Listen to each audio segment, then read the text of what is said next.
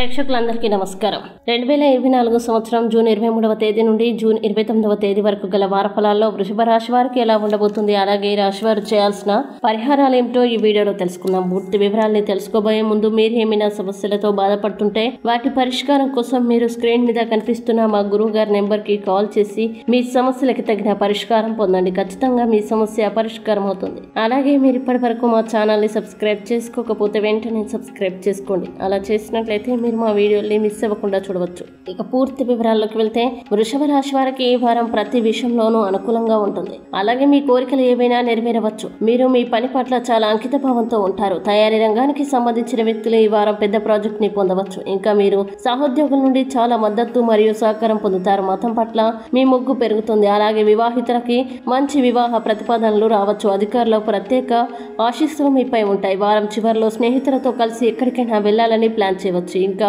ఈ వారం ప్రారంభంలో కొద్దిగా బలహీనంగా ఉంటుంది. ఏదో తెలియని సమస్య గురించి మనస్సులో భయం ఉంటుంది. మీరు వాస్తవికంగా ఉండాలి. మీరు కొత్త ఇంటిని నిర్మిస్తే మీరు దాని గురించి హడావిడి మరియు సందడి చేయాల్సి ఉంటుంది. కార్యాలయ వాతావరణం సాధారణంగా ఉంటుంది. అలాగే మీకు కడుపులో గ్యాస్ లేదా అసిడిటీ వంటి ఏదైనా సమస్య అనిపిస్తే వైద్య సలహా తీసుకోవడం మిస్ చేయకండి. వివాహితర ప్రేమ వ్యవహారాలకి సంబంధించి మీరు వింత పరిస్థితుల్ని ఎదుర్కోవాల్సి రావచ్చు. మీరు నిద్రలేమి వంటి సమస్యల్ని నివారించాలి. వేడిని నివారించడానికి మీరు చల్లని పానీయాలు తీసుకోవచ్చు.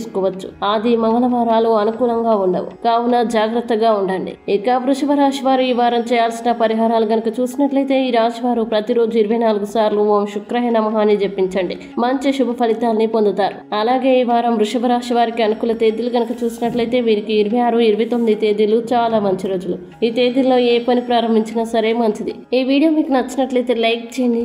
అలాగే ఈ వీడియోని మీ సోషల్ మీడియా అకౌంట్ల ద్వారా అందరికీ షేర్ చేయండి. ఇంకా మీరేదైనా సమస్యలతో బాధపడుతున్నట్లయితే వాటి పరిష్కారం కోసం ఒకసారి గురువు గారి నెంబర్కి కాల్ చేసి మీ సమస్యలకి తగిన పరిష్కారం పొందండి. ఖచ్చితంగా మీ సమస్య పరిష్కారం అవుతుంది. ఇంకా మీరు అనుకున్నటువంటి అన్ని పనుల్లో అంతా మంచి జరగాలని కోరుకుంటూ సర్వేజన సుఖినో భవంతు.